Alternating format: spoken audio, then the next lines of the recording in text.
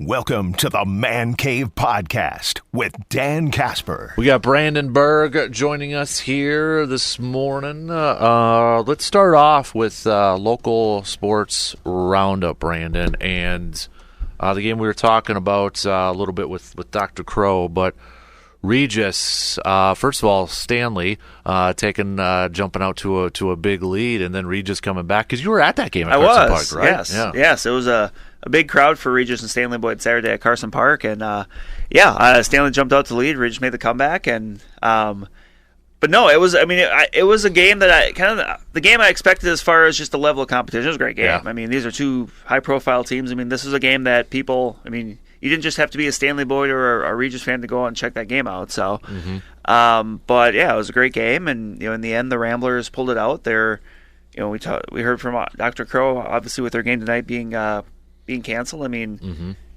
that's going to go down as a forfeit, I believe. It should anyway for the Ramblers. So that will give them the outright Clover Belt title. With them playing next week, they have the. I mean, they still should count as a conference win for them because of Osseo Fairchild not having a varsity team this year and then playing the game that they are. So that should lock it up for the Ramblers. And meanwhile, otherwise in the Clover Belt, you still got Stanley Boyd facing Elk Mound tonight. That's an important game for both teams, really. But for Stanley Boyd, looking to kind of get back on the winning track, try to continue to strengthen that postseason resume. They're already in, but certainly the more wins you get, you can kind of seal maybe a higher seed in Division 5 or a playoff game or two at home. Elk Mound looking to get in, and given the computer scoring of the seedings that we'll find out next weekend, I mean, a win over a team of that caliber would definitely give them a nice boost up in their stock. Right. So it sounds like Stanley's still going to make the postseason, right? Yeah, Stanley Boyd has clinched a postseason berth, so they are in. And I mean, I guess they are, like, it's weird because they're technically, like, the WI doesn't refer to it as clinched, but if you have a winning record in conference, you're going to be in the playoffs. So, like, I say it. So it may not be the correct vernacular the WI always wants, but that's what I'm going to say because that's what it is. Right. They're in. Right. So, they're in. You've got other teams like Mondovi that are, one win away. And tonight, Mondovi faces Durand. So that's another one. A Mondovi team that's not that far away from, being, one loss or maybe none. I mean, they played Regis tough. That was a one-score game with Stanley Boyd earlier in the year. So that's still a Mondovi team that, I think come the Division 6 playoffs is still going to be a threat. I mean, you could easily see another Regis-Mondovi matchup. That'd be a heck of a one, man.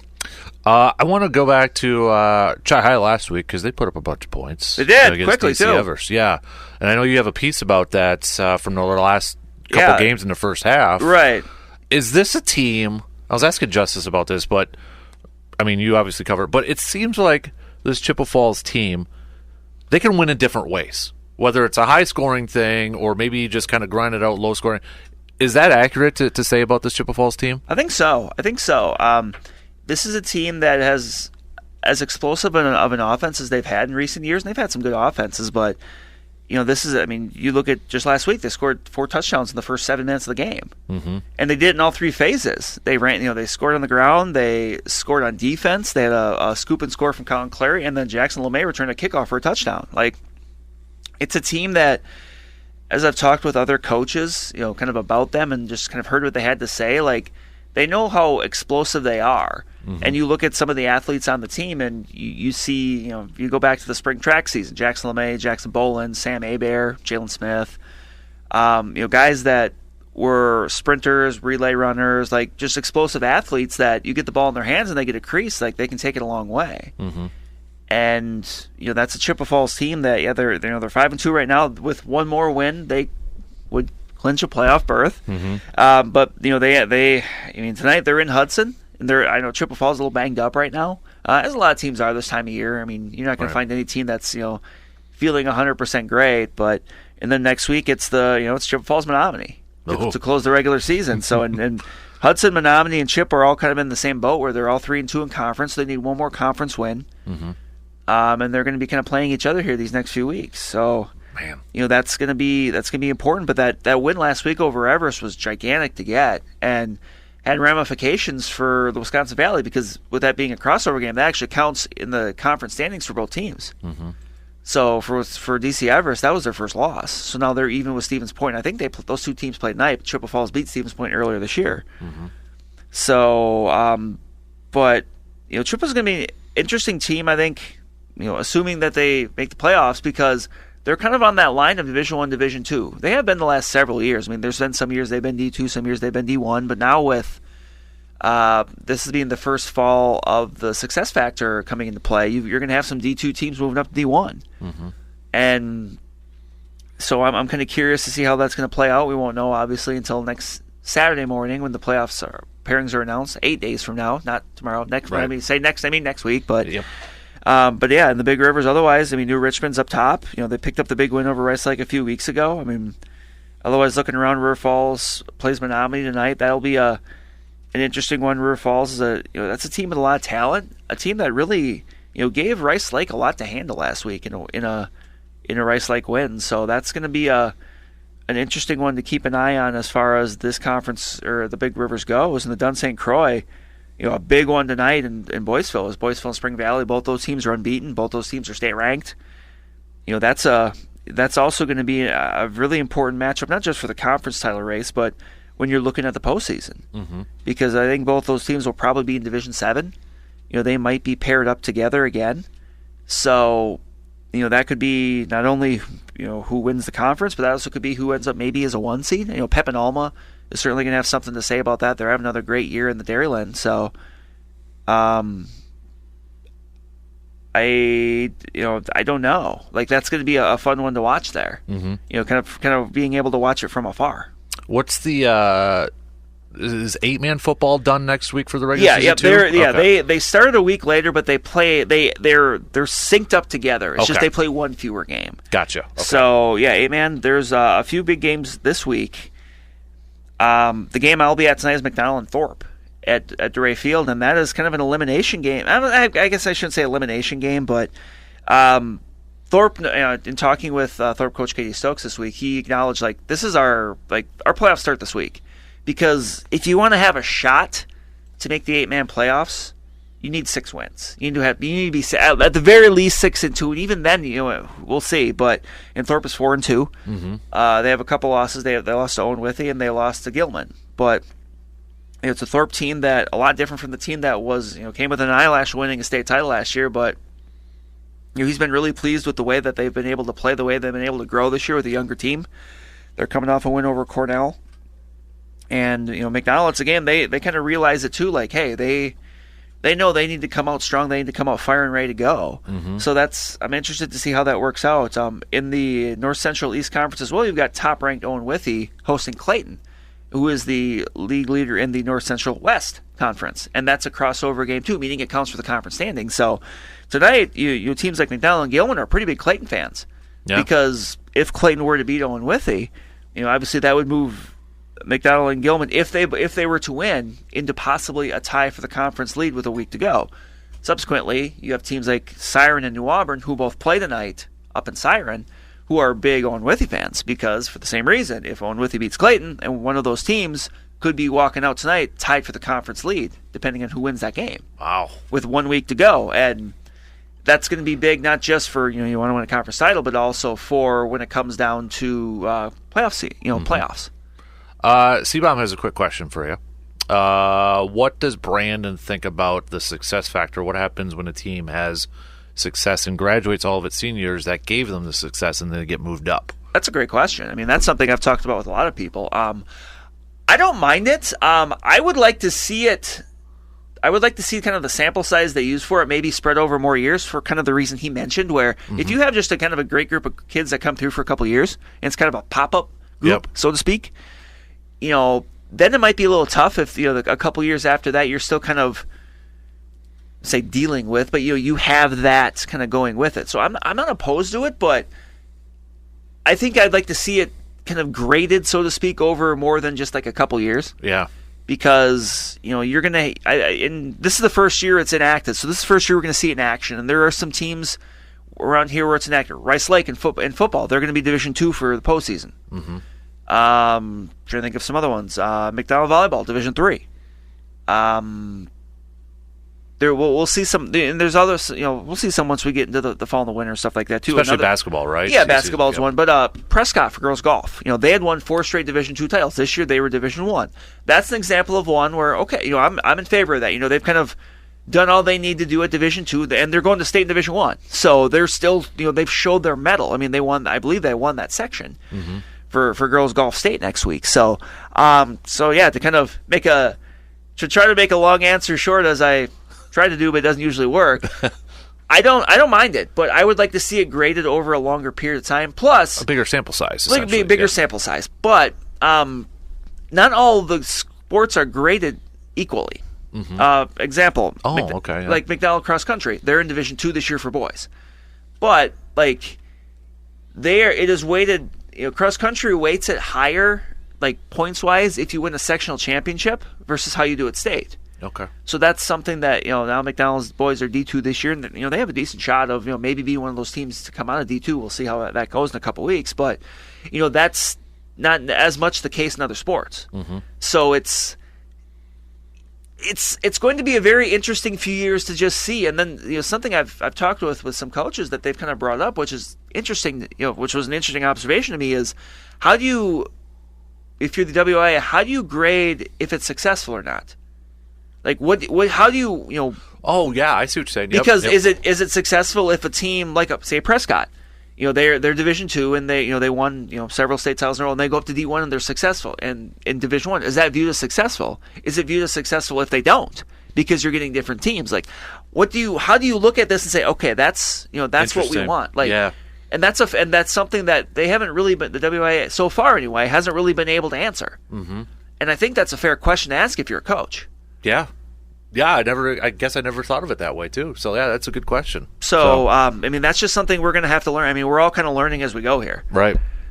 So we're going to start to see it a little bit here. And coming up, we've got early next week we've got girls golf state down at University Ridge. Around here, you've got in Division I, Chippewa Falls' Sarah Shafee won the sectional championship in Toma Monday. She's actually the first Chippewa Falls golfer to reach state since the 1970s. Wow!